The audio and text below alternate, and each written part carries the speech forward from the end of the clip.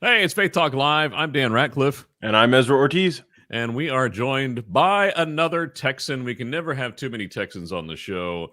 And so glad to have Hermann Eben on with us from Midland, Texas.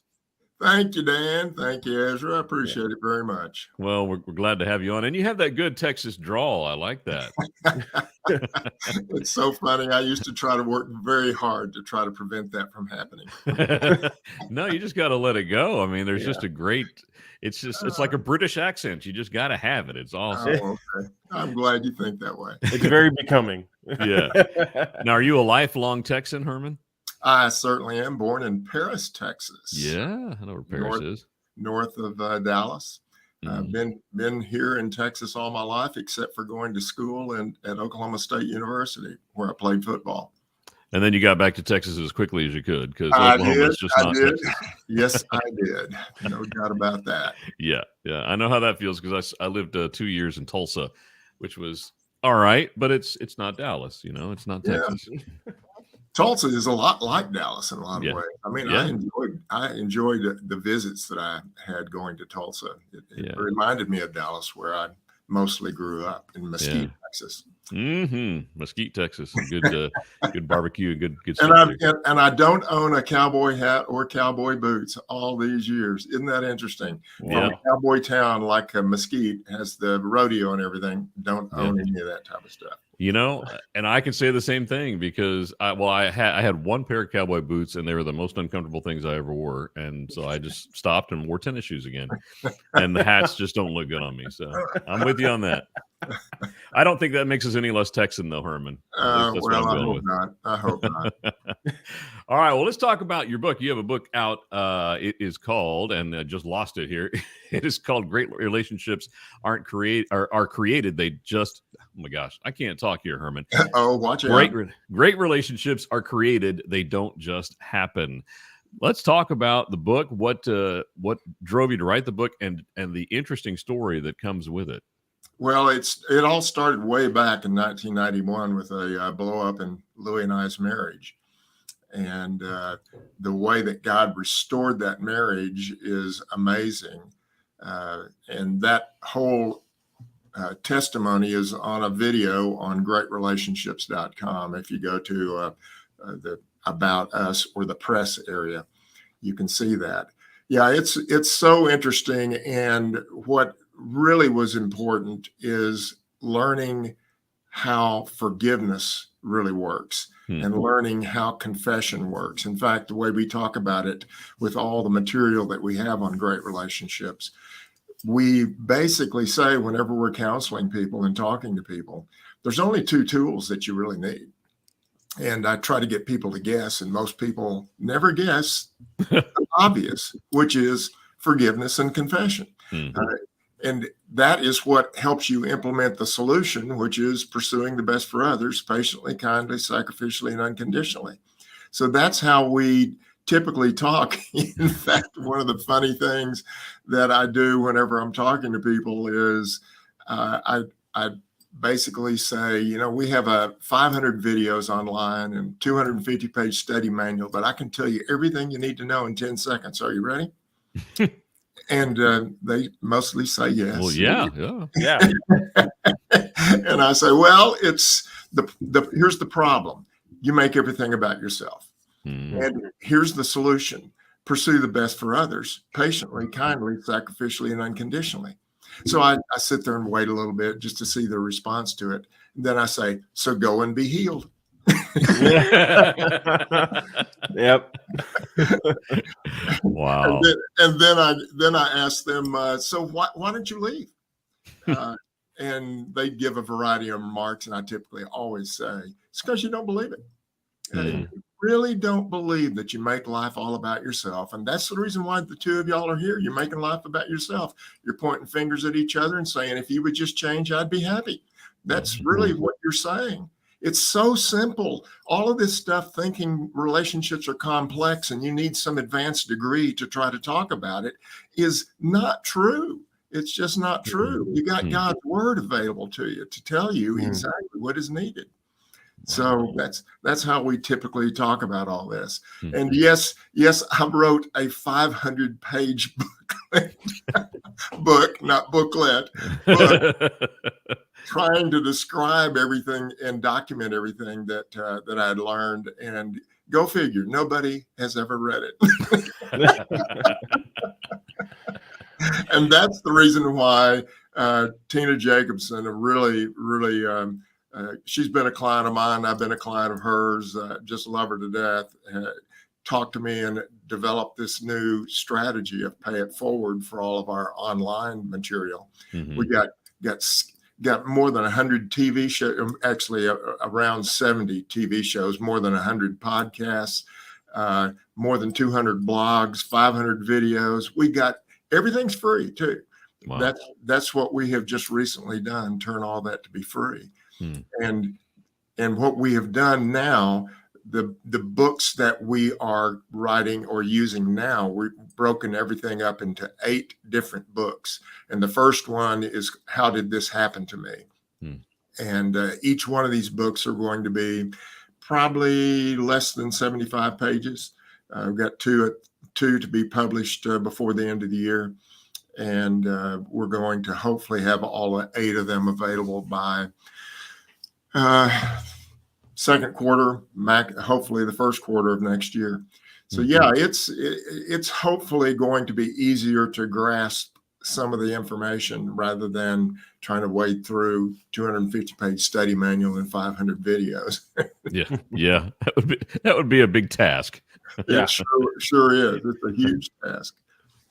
Yeah, I just a second ago when you were saying that a lot of these issues stem from because we've tried to make life about ourselves. I mean, that is so true, man. That is, I can just think back to countless arguments that maybe I've had with my wife, and I always realize after the fact, right after I've blown it up, after I've made the mess, that it's actually not, God didn't design it to where it's, me versus her. That's right. It's us versus whatever the thing is, right? It's the both of us plus God against whatever that thing is. So I just think that that's so key what you were just saying.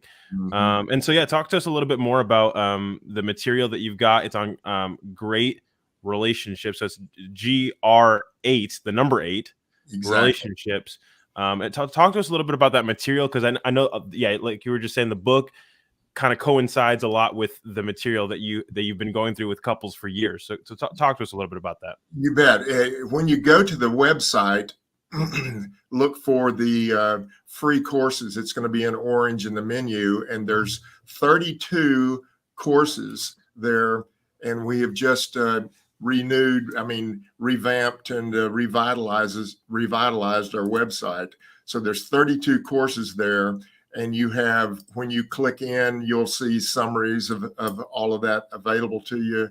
It'll have writing underneath the videos, but each one of those videos in each one of the courses, each video is no more than about 5 or 6 minutes. So it's not like you're having to sit down there and watch an hour of a video. Right. You can watch a video, go do something else, come back and watch a video. It's really very, very simple. So we have all sorts of things. And one of the things that we teach has been so helpful. Learned this from one of my mentors, the man who counseled Louis and I. It's all about the image of God. And we could spend an hour talking about this, but it's not the way that most people teach the image of God. Most people teach the image of God in emotions, intellect, and will. The Bible doesn't say that anywhere. I understand that is true, but the image of God is most easily looked at from Genesis 1:26 and 27, talking about male and female, he created them. In the image of God, he created them. So I would ask people to go online to see what we think about it, because I think the image of God is the unifying theory of life. You can understand how to deal with somebody if you understand the image of God. And let me give it to you. We believe that the image of God has something to do with maleness and femaleness, not that God is an hermaphrodite. It's that something about God, he's powerful and he's relational. Mm-hmm. And that is so interesting when you start looking at that, and you can follow through how we think about that from logic. And often when I teach this, I go in the class at some point in time, I say, okay, everybody close the Bible or shut their phone down, whatever. Now, what I want you to do, if you have your Bible, just open the Bible and just pick a verse and read that verse and tell me if it has more powerful or more relational or both in that verse. Inevitably, almost every time, those two components show up. And there's so many powerful verses and so many relational verses. For instance, John 3. John 3 is extremely relational, about the Lord dying on the cross. And he has given us the ability to be saved, salvation. But at the end of that chapter, it talks about the wrath of God. So it's relational, and then it's very powerful. You better pay attention. It's so interesting to see that. And when you understand that, that's what we do. And we have a little tool that we use. We for our for-profit is all about leadership. It's great leaders. And there's a little tool called the results and relating slide switch. You need to be looking at every situation in life, and each one of those situations require you to slide that switch toward more relating or more powerful or more results. Every situation in life requires the right proportion, not the right balance. And when you start looking at it from that viewpoint in relationships, it makes a huge difference. I could preach on this. I tell you. I just love this stuff. It makes a big difference when you start looking at this. All right, real quick, Herman, before we have to go, what are you hearing from folks who have kind of gone through this this material and gone through some of your videos and stuff? What have you heard from them? Well, the one really interesting one was a person. She's a counselor at a local high school, and she got so interested in it. She went through all 500 of those videos. Wow! In 2 months. Wow! And her comment back to me was, "This has changed my life. I didn't realize it's this simple.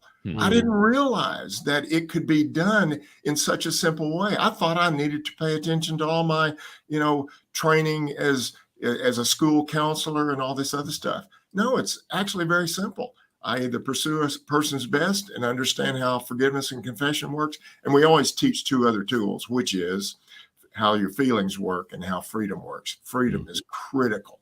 So it tends to be very, very positive, the way most people respond to it. It's just a lot of material. That's the biggest problem. Yeah. All right. Greatrelationships.com. That's GR8 relationships.com is the place to go to find out more information and find all the different materials. Herman, thanks so much for joining us, man. This is great stuff. We need to have you back on to dive in a little more, because I'm sure there's so much we've just barely scratched the surface, right? Oh, I would love that, Dan. I'd sure appreciate it. That'd be great. And Ezra, thank you very much, guys. Yes, sir. We'll have to have you back on. We love it. We need to take a break. I'm Dan Ratcliffe. And I'm Ezra Ortiz. And this is Faith Talk Live.